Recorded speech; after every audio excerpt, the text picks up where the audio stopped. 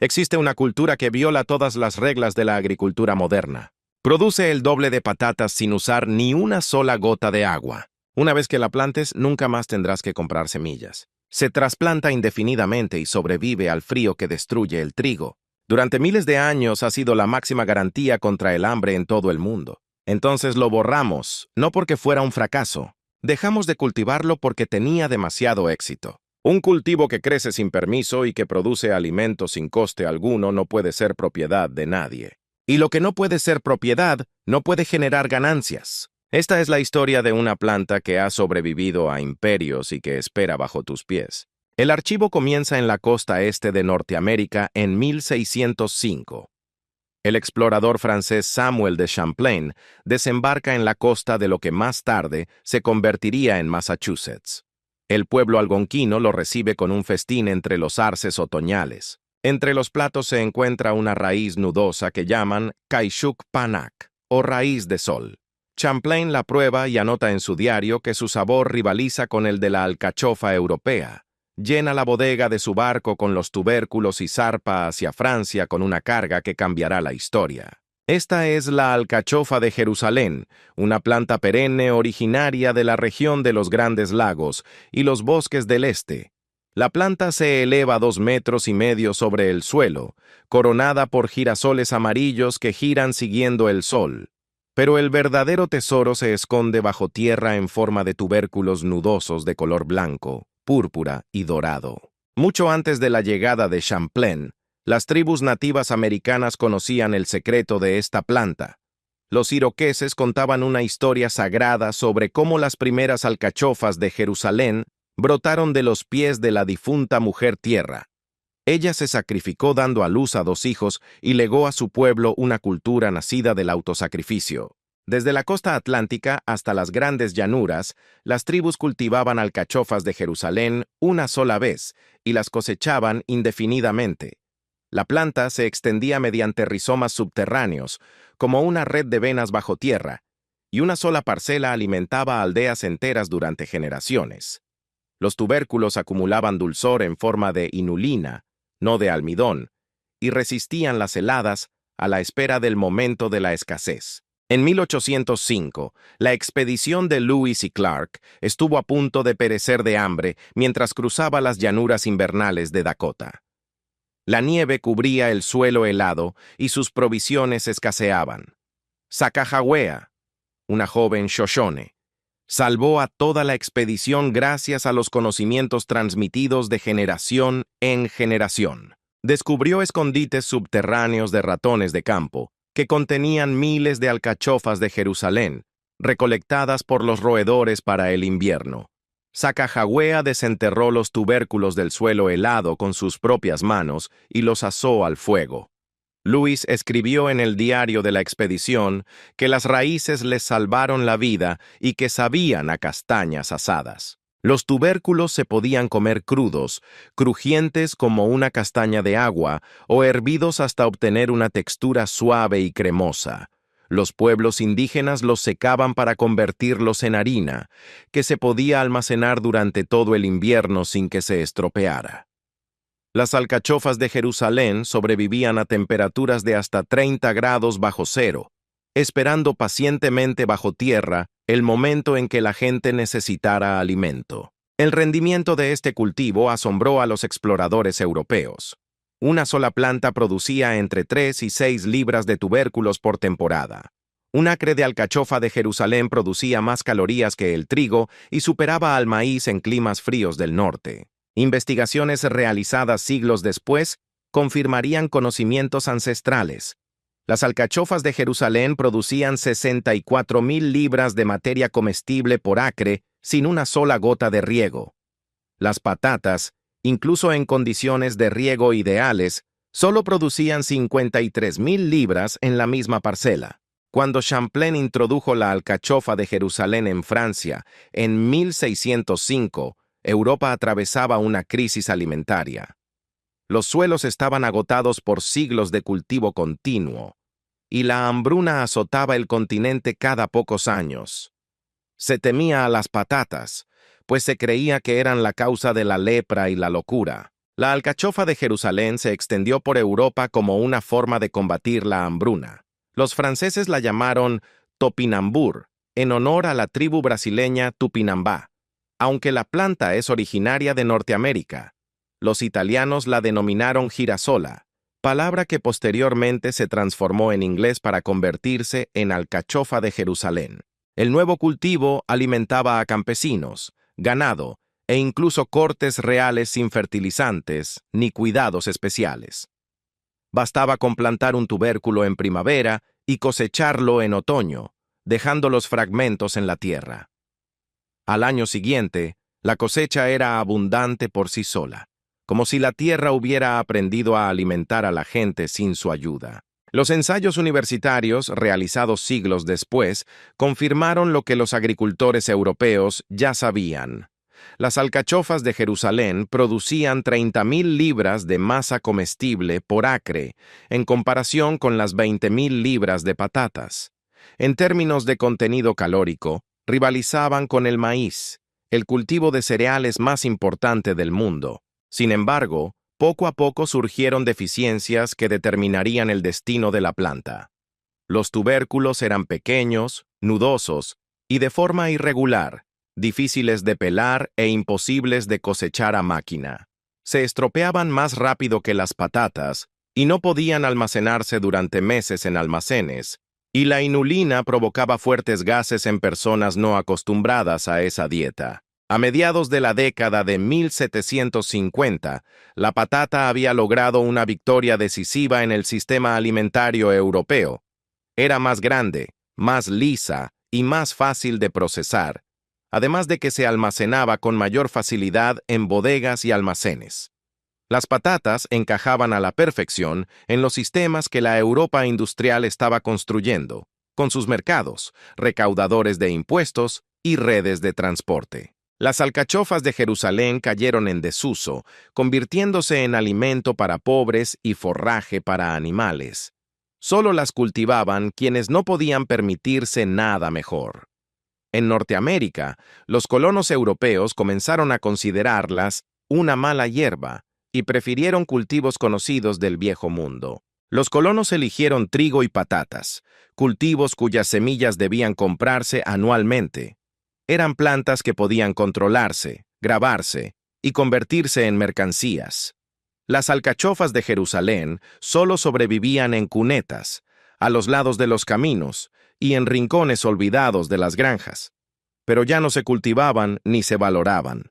La planta simplemente esperó su momento bajo tierra, extendiéndose a través de sus rizomas sin permiso humano.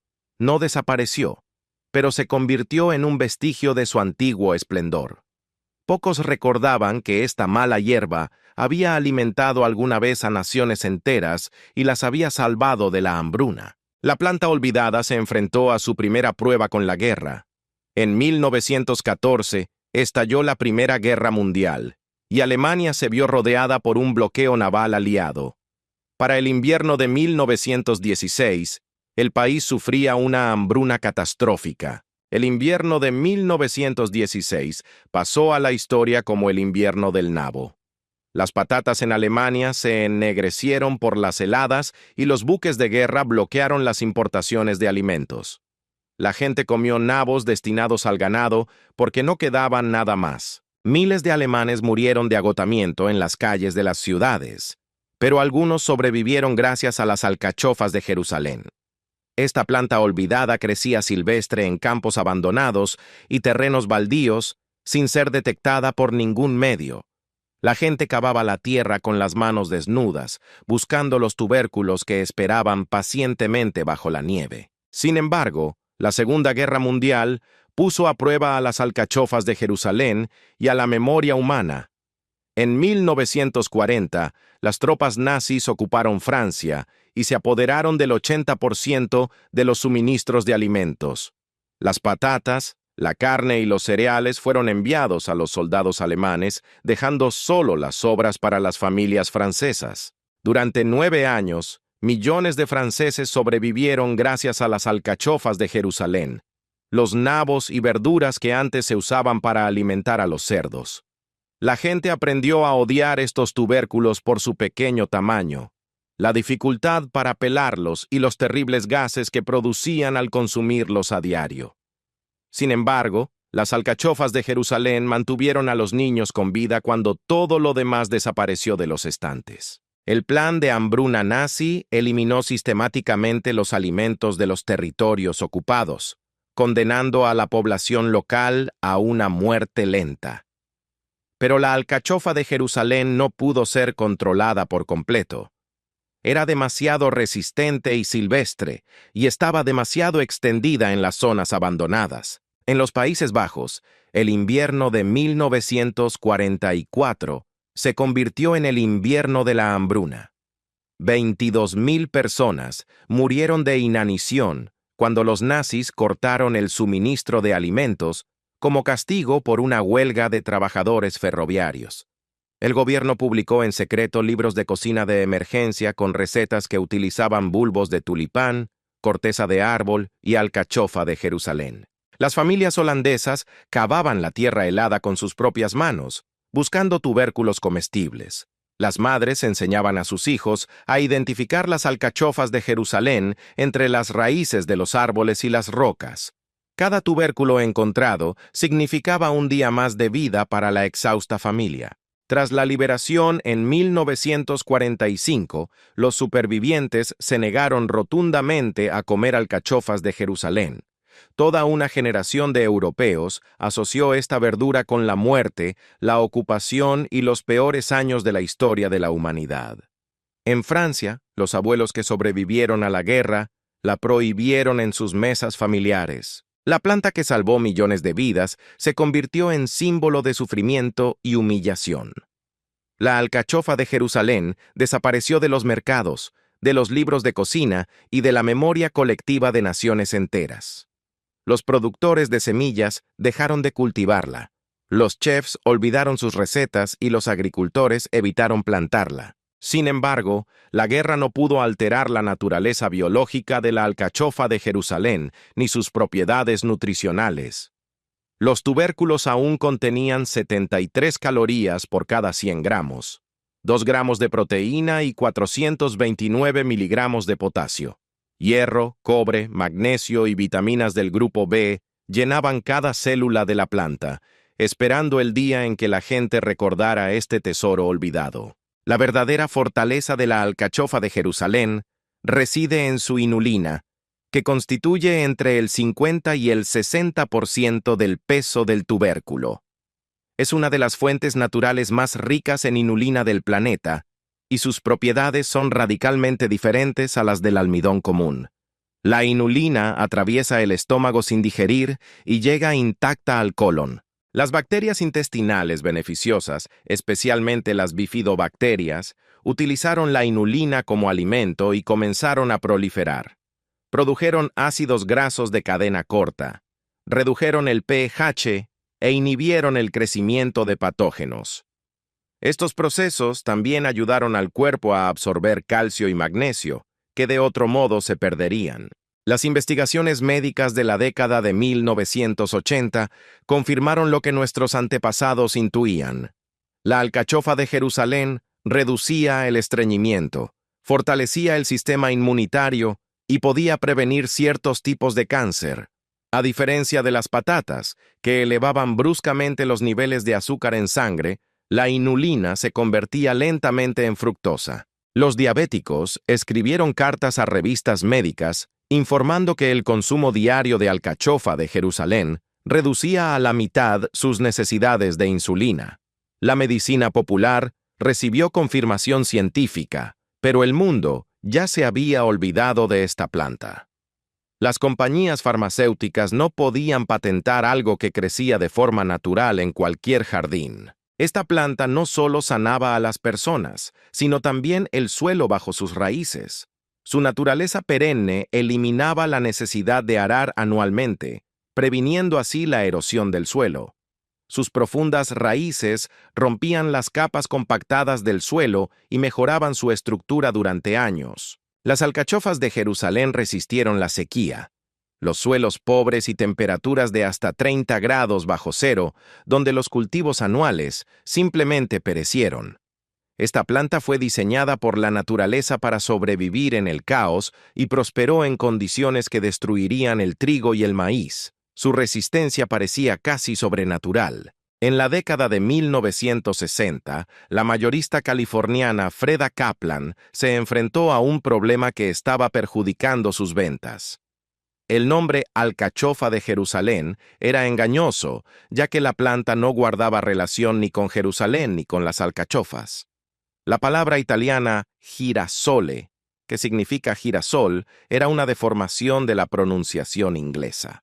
Kaplan rebautizó la alcachofa de Jerusalén como sunchoque y registró la marca en 1980. Empaquetó los tubérculos en bolsas de medio kilo con recetas y descripciones de sabores. Las ventas se dispararon un 600% casi de inmediato. Los chefs de los mejores restaurantes de San Francisco descubrieron el sabor dulce y ligeramente a nuez de las alcachofas de Jerusalén. Estos tubérculos eran crujientes en crudo y cremosos al cocinarlos. Los restaurantes comenzaron a servir sopas de alcachofas de Jerusalén, guarniciones fritas y purés esponjosos. Pero tras el resurgimiento culinario se escondía algo más significativo. En la década de 1980 estalló una crisis agrícola y los agricultores del Medio Oeste quebraron en masa bajo la presión del sistema empresarial. Algunos decidieron emprender experimentos radicales con cultivos olvidados. Los agricultores comenzaron a cultivar la alcachofa de Jerusalén como cultivo multifuncional para la producción de alimentos, forraje y biocombustibles. Su alto rendimiento, su carácter perenne y su capacidad para producir etanol a partir de inulina fermentada la convertían en un cultivo ideal para la agricultura independiente. Algunos vieron en esto una forma de liberarse de las cadenas de suministro de semillas y fertilizantes de las grandes empresas. El experimento fracasó económicamente debido a la falta de mercados e infraestructura de procesamiento. Los agricultores perdieron dinero al no encontrar compradores para sus productos poco convencionales. Sin embargo, la idea de la autosuficiencia alimentaria mediante cultivos sostenibles perduró y continuó extendiéndose entre comunidades alternativas. En Francia, décadas después de la guerra, una nueva generación de chefs comenzó a recuperar la alcachofa de Jerusalén. La presentaron como parte del movimiento de las verduras olvidadas, un símbolo de la herencia culinaria más que del sufrimiento de la guerra. Estos jóvenes chefs no cargaban con los recuerdos traumáticos de sus abuelos. En la década del 2000, las alcachofas de Jerusalén ya se podían encontrar en los mercados de agricultores de Norteamérica y Europa. El movimiento de la permacultura las aclamó como el santo grial de la agricultura sostenible. Una sola siembra prometía una cosecha interminable sin el gasto de semillas, fertilizantes ni labranza anual. Los científicos modernos estudian la alcachofa de Jerusalén como cultivo para tierras marginales, no aptas para la agricultura tradicional. Ante el cambio climático, cuando las sequías y las temperaturas extremas arrasan el trigo y el maíz, la alcachofa de Jerusalén espera pacientemente su momento. Nació para el caos y la naturaleza la diseñó para sobrevivir en condiciones extremas. Pero, ¿por qué no vemos alcachofas de Jerusalén por todas partes si superan a los cultivos tradicionales en tantos aspectos? La agricultura industrial exige una uniformidad absoluta de las plantas, que deben madurar según un calendario estricto. Los cultivos deben cosecharse con máquinas, transportarse sin sufrir daños, almacenarse durante meses y lucir perfectos bajo las luces fluorescentes de los supermercados. Las alcachofas de Jerusalén se niegan rotundamente a cumplir estos requisitos. Los tubérculos maduran en momentos diferentes, se estropean rápidamente después de la cosecha y las cosechadoras de patatas convencionales pierden la mitad de la producción. Las raíces son demasiado superficiales y se adhieren con demasiada fuerza a la planta madre. El problema de la inulina se agrava en un mundo de consumo instantáneo, lo que hace que la alcachofa de Jerusalén sea nutricionalmente superior. También provoca gases desagradables en quienes no la conocen. Las bacterias intestinales necesitan tiempo para adaptarse a un nuevo tipo de alimento, pero la comida moderna no tolera periodos de adaptación. El apodo de alcachofa de Jerusalén del diablo se ha convertido en una broma recurrente entre los jardineros. Incluso la famosa Julia Child escribió en un libro de cocina, preguntándose cómo solucionar el problema de la flatulencia. Existe una solución. Una cocción prolongada convierte la inulina en fructosa y las porciones pequeñas permiten que el cuerpo se adapte gradualmente. Sin embargo, la paciencia choca con la lógica del sistema alimentario industrial, que exige la gratificación instantánea del consumidor. Por ello, la alcachofa de Jerusalén sigue siendo un cultivo minoritario en los mercados de agricultores y los huertos familiares, donde se propaga sin control. Es precisamente esta propagación descontrolada la que revela la verdadera naturaleza del conflicto. La alcachofa de Jerusalén es prácticamente imposible de erradicar sin pesticidas químicos, ya que cualquier fragmento de raíz restante brota y da lugar a nuevas plantas. En Europa, se la considera oficialmente una especie invasora cuando crece fuera de las zonas designadas. El término invasora se está convirtiendo en sinónimo de plantas que proliferan sin control humano.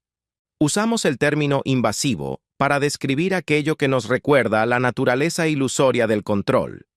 Las alcachofas de Jerusalén nos enseñan lo que los imperios se esfuerzan por ocultar. La verdadera abundancia no requiere control centralizado. Las plantas perennes vuelven a crecer año tras año, sin necesidad de semillas, fertilizantes químicos ni permisos corporativos. Se adaptan a las condiciones locales, sobreviven a desastres y siguen alimentando a la población incluso tras el colapso de civilizaciones.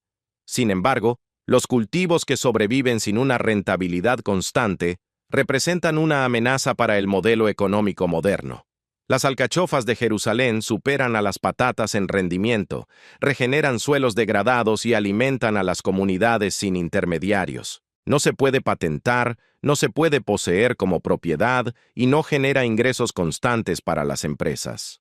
Por lo tanto, el sistema la cataloga como primitiva, difícil de cultivar e inadecuada para el mundo moderno. Este patrón se repite con alarmante regularidad a lo largo de la historia de la agricultura. El amaranto fue prohibido por los conquistadores españoles debido a su significado sagrado en los rituales aztecas y su capacidad para alimentar a los pueblos sin depender del control colonial. Los frijoles tepari desaparecieron porque las cosechadoras no podían procesarlos debido a sus diferentes tamaños y tiempos de maduración. El mezquite fue talado para convertirlo en pasto para el ganado, a pesar de que su fruto había alimentado a las tribus del desierto durante miles de años. Las legumbres medicinales han sido sustituidas por fármacos sintéticos que cuestan $500 por algo que crece gratis en cualquier jardín. Los cultivos autóctonos que garantizan la soberanía alimentaria están siendo sistemáticamente borrados de la historia.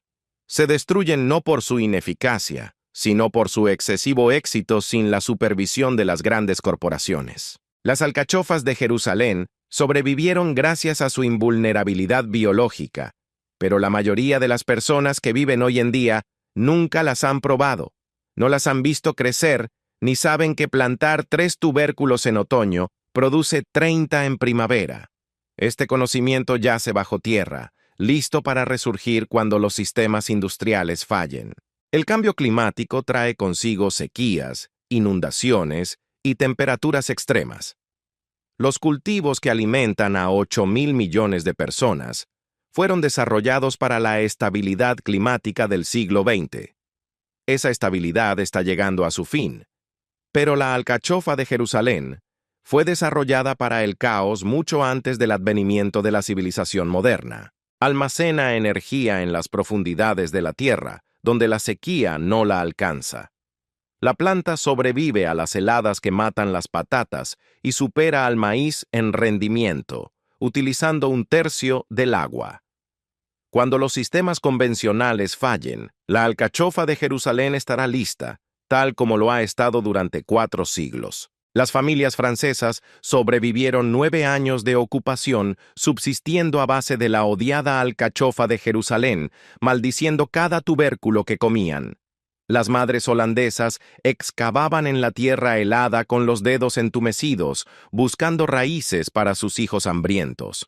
Los nativos americanos la llamaban Kaishuk Panak, la raíz del sol, un regalo del sacrificio de la mujer tierra. Los nombres cambiaron según el idioma y la época. Los recuerdos se borraron con el paso de las guerras y el tiempo, pero la planta nunca desapareció por completo. Perenne y subterránea, esperó pacientemente a que llegaran manos dispuestas a desenterrarla. No perdimos la alcachofa de Jerusalén por desastres ni enfermedades. Simplemente olvidamos su existencia, priorizando la comodidad sobre la sostenibilidad y el beneficio sobre la abundancia. Sin embargo, el olvido no es la sentencia de muerte definitiva para los sistemas vivos. El conocimiento perdura en la tierra misma, en cada rincón silvestre donde una planta ha echado raíces, en cada tubérculo que brota espontáneamente y en cada jardinero que descubre por casualidad la magia de la propagación por rizomas. Esta planta nos enseña a través de la perseverancia y de una rotunda negativa a desaparecer del mundo. Nos muestra que la verdadera abundancia siempre ha estado a nuestro alcance. La abundancia crecía en la tierra, gratuitamente, esperando el momento en que la humanidad recordara a sus aliados olvidados. Las alcachofas de Jerusalén siguen creciendo bajo nuestros pies, en rincones abandonados de granjas y terrenos baldíos urbanos. Se reproducen sigilosamente, extendiéndose mediante rizomas, y se preparan para volver a formar parte de la dieta humana. Actualmente, los científicos estudian la alcachofa de Jerusalén para restaurar tierras degradadas y crear sistemas alimentarios sostenibles ante el caos climático. Las investigaciones demuestran que esta planta puede crecer en suelos salinos, tolerar temperaturas extremas y producir biomasa donde otros cultivos simplemente mueren. Sus raíces penetran profundamente en el subsuelo, restaurando la fertilidad de zonas agotadas. En pequeñas explotaciones agrícolas de Canadá y el norte de Estados Unidos, se está empezando a cultivar alcachofas de Jerusalén como cultivo de reserva ante posibles pérdidas de cosechas de cereales básicos. Cuando las heladas destruyen las patatas y la sequía arruina el maíz, las alcachofas de Jerusalén siguen creciendo y acumulando nutrientes en sus tubérculos. Los agricultores las llaman el cultivo de último recurso. El movimiento de jardinería urbana está descubriendo la alcachofa de Jerusalén como una planta ideal para jardineros principiantes. Plantada una sola vez en primavera, se puede cosechar cada otoño sin ningún esfuerzo adicional. Esta planta no necesita riego en la mayoría de los climas, no requiere fertilizante y es resistente a la mayoría de las plagas. En los países en desarrollo, la alcachofa de Jerusalén se estudia como una posible solución para la seguridad alimentaria en regiones con climas impredecibles. Investigadores africanos están probando la adaptación de la planta a las condiciones locales, y los agricultores latinoamericanos están retomando el cultivo de sus plantas ancestrales. La revolución no comienza en los laboratorios de los gigantes agrícolas, sino en los pequeños huertos de quienes siembran 3 tubérculos y cosechan 30. Cada huerto se convierte en un acto de resistencia a un sistema que ha transformado los alimentos en una mercancía y la fertilidad del suelo en una fuente de ganancias para las grandes corporaciones. Los tupinambos están resurgiendo gracias a una red de personas que comparten tubérculos con sus vecinos y transmiten conocimientos ancestrales a las nuevas generaciones. Cada siembra se convierte en una semilla de soberanía alimentaria capaz de sobrevivir a crisis económicas y desastres climáticos. Esta planta enseña paciencia, resiliencia y fe en la capacidad de la tierra para alimentar a sus hijos. Algunos consideran este movimiento un retorno a la agricultura primitiva, pero el cultivo de la alcachofa de Jerusalén representa una tecnología más avanzada que cualquier sistema industrial. Aprovecha la energía solar, regenera el suelo y produce alimentos sin recursos externos. Esta tecnología ha funcionado durante miles de años sin sufrir cambios ni modernizaciones. La ciencia moderna no hace más que confirmar lo que los pueblos indígenas intuían. Los cultivos perennes crean ecosistemas resilientes, mientras que los cultivos anuales los destruyen. Las alcachofas de Jerusalén aumentan la fertilidad del suelo año tras año, mientras que los monocultivos industriales lo agotan y requieren cada vez más productos químicos. En los laboratorios, los fitomejoradores trabajan en nuevas variedades de alcachofa de Jerusalén, con tubérculos más grandes y mayor vida útil. Pero las cualidades más importantes de la planta no necesitan mejoras: su capacidad para alimentar a la gente sin el permiso del sistema. Esta capacidad convierte a la alcachofa de Jerusalén en un peligro para quienes controlan el suministro mundial de alimentos. La historia de la alcachofa de Jerusalén perdura en cada huerto donde se cultiva, desafiando la lógica de los supermercados. Vive en cada familia que aprende a preparar platos olvidados y en cada niño que desentierra tubérculos por primera vez. La planta aguarda el momento en que la humanidad esté preparada para recordar su unión con la tierra, basada no en la coerción, sino en el cuidado mutuo. Quizás este momento ya se acerca, pues los jóvenes abandonan las ciudades en busca de una conexión profunda con la tierra y la comida auténtica. Encuentran alcachofas de Jerusalén creciendo silvestres en terrenos abandonados y descubren un sabor que sus bisabuelas conocían de memoria. Cada uno de estos descubrimientos se convierte en un hilo conductor que reconstruye una cadena de conocimiento fragmentada. Los restaurantes de alta cocina vuelven a incluir la alcachofa de Jerusalén en sus menús, pero ahora no como un manjar exótico, sino como símbolo de un retorno a las raíces de la tradición culinaria. Los chefs estudian recetas antiguas y crean nuevos platos que revelan el verdadero potencial de esta verdura olvidada. Enseñan a los comensales a apreciar lo que crece bajo sus pies. La crisis climática está obligando a los científicos a replantearse los fundamentos de la agricultura moderna y a buscar soluciones en plantas que nuestros antepasados ya han demostrado su eficacia a lo largo del tiempo. La alcachofa de Jerusalén figura en la lista de cultivos del futuro, junto con el amaranto, la quinoa y otros superalimentos que en su día constituyeron la base nutricional de civilizaciones enteras. Pero el verdadero futuro de la alcachofa de Jerusalén no reside en las plantaciones industriales ni en las cadenas alimentarias globales. Su futuro reside en millones de pequeños huertos donde la gente cultiva alimentos para sí misma y sus comunidades. En un mundo donde la planta vuelva a ser una aliada, no una mercancía. Una historia que comenzó en los bosques de Norteamérica hace miles de años, continúa hoy en cada tubérculo plantado. La alcachofa de Jerusalén recuerda una época en la que la abundancia era la norma, y espera pacientemente a que estemos preparados para recordarla. Cada tubérculo en la tierra no solo almacena nutrientes, sino también el recuerdo de una época en la que los alimentos crecían sin coacción y la tierra cosechaba por gratitud, no por miedo a los pesticidas. La alcachofa de Jerusalén nos recuerda que la verdadera seguridad no reside en controlar la naturaleza, sino en comprender y respetar sus leyes. Quizás la lección más importante del Tupinambo sea que la extinción no siempre significa la muerte, y el olvido no equivale a la pérdida definitiva. Las plantas permanecen en la tierra, el conocimiento duerme en los libros antiguos, y la sabiduría de los ancestros perdura en la memoria genética de las semillas. Todo esto puede regresar cuando llegue el momento adecuado. Hoy, cuando el sistema alimentario industrial revela su fragilidad y el clima del planeta se vuelve cada vez más impredecible, la alcachofa de Jerusalén ofrece un camino de regreso a la sostenibilidad a través de una alianza con plantas que saben cómo sobrevivir. No un camino de regreso al pasado, sino un camino hacia el futuro, basado en la sabiduría ancestral. Quienes hoy cultivan alcachofas de Jerusalén se convierten en guardianes de esta sabiduría y en un puente entre el conocimiento perdido y las generaciones futuras.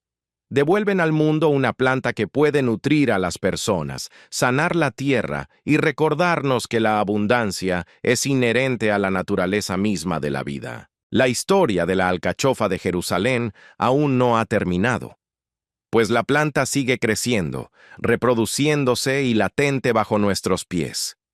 En cada rincón olvidado de la tierra, en cada jardín donde se planta con esperanza, y en cada plato preparado con gratitud por la generosidad de la naturaleza. Esta raíz soleada de los pueblos indígenas está lista para convertirse de nuevo en aliada de la humanidad cuando estemos preparados para recibirla.